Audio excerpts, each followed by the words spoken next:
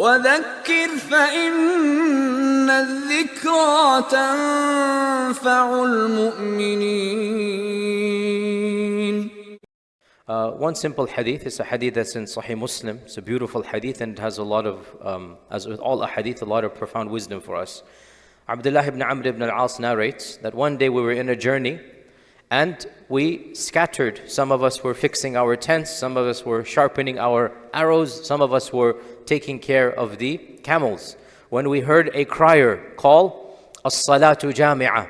This is how the Prophet would announce, come, listen, I have an announcement to make. So we all gathered.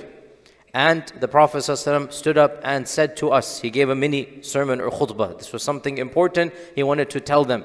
He said to us that إِنَّهُ لَمْ يَكُنْ نَبِيٌّ قَبْلِي. There was never a Nabi that was sent before me.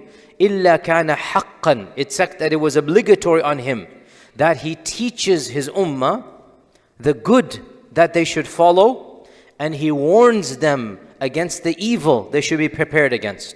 In other words, he's setting up what he's about to say. I have to give you this information. I have to tell you that which is going to benefit you. And I have to warn you from that which will harm you. And of course, from this, we understand, we derive that our religion is a complete religion for what we need to know for the akhirah. Our religion tells us everything we need to know about akhlaq, about morality, about aqeedah, about rituals. Whatever is we need to know it, it is in the Qur'an and Sunnah. And if it is not something necessary, well then, khalas, you may go and discover it. Engineering, medicine, chemistry, go and you discover, no problem. But what you need to know for your soul, what you need to know for the akhirah, it is in the sharia. So the Prophet ﷺ said, it is obligatory on every prophet that he must warn his people of the evil and guide them to the good. And then he said, وَإِنَّ أُمَّتَكُمْ هَذِهِ.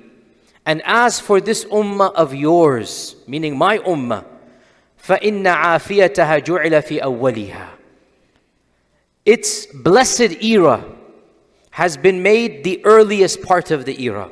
The earliest part is going to be the better part. In other words, in the time of the Prophet ﷺ, there shall be things that are beneficial that are not going to exist later on. For example, Muslim unity. For example, one ummah being combined together. For example, no civil war. All of this did not happen in the time of the Prophet ﷺ. And then the Prophet ﷺ said, وَسَيُصِيبُ آخِرَهَا بَلَاءٌ وَأُمُورٌ تُنْكِرُونَهَا. And as for the later generations, you're going to get trials and tribulations. You will not understand them, reject them. You're just going to want to reject them. You're not going to recognize this has not happened before. In other words, the Prophet ﷺ is getting his ummah prepared. When we send our children out, maybe the weather is bad. Hey, careful, it's bad weather today, cold. You're telling them a bitter fact. Why are you telling them the bitter fact? So that they prepare, so that they drive more safely, whatever it might be. So the Prophet ﷺ is telling us a bitter reality. The later parts of the ummah will not enjoy what the earlier parts did. And this is a reality that we can extrapolate, for not just the time of the Prophet, but beyond this as well. Right now we live at a time when we don't have a Muslim empire. We don't have a khilafah, for example, right? Or we don't have the quantity of scholars we used to have. So many differences we have now that didn't happen in the past.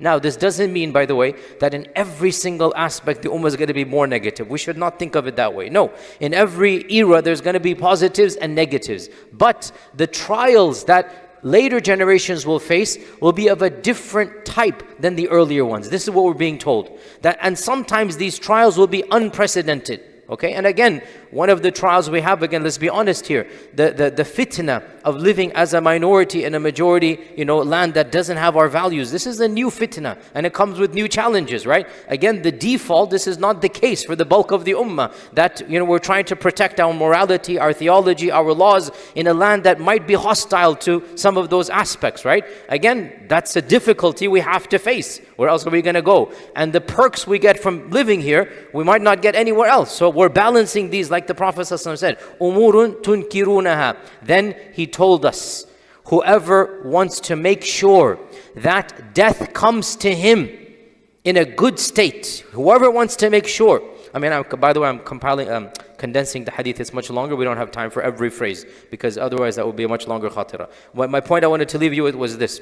The Prophet said, whoever wants to make sure that death comes to him and he's going to basically pass, right? فَلْتَأْتِهِ مَنِيَّتُهُ وَهُوَ يُؤْمِنُ بِاللَّهِ. May make sure that his iman is strong in Allah subhanahu wa ta'ala. Make sure that his iman is not shaken. No matter what happens around, your faith has to be strong. And number two, وَلْيَأْتِ إِلَى النَّاسِ مَا يُحِبُّ أَنْ يُؤْتَى إِلَيْهِ. Let him treat the people the way he desires to be treated.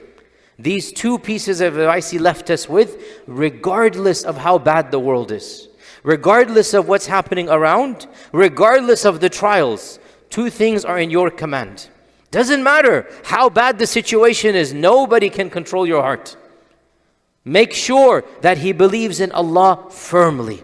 Make sure that your iman is not affected by the realities going on around you. And nobody can control that except you in your heart. And number two, and let him do unto people his akhlaq, the way he would want people to do unto him. Treat people the way you want to be treated.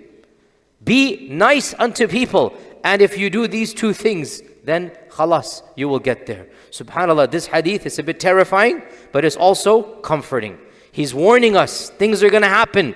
You're going to be shaken. You're going to see trials people haven't seen before you. The blessed era is the earlier era. The blessed era when the Sahaba were alive, when we had the Umayyads and the Abbasids, that's the blessed era. When we had ulama, by every country, every land had thousands of ulama. When we had overall akhlaq was higher, iman was higher, that's the blessed era.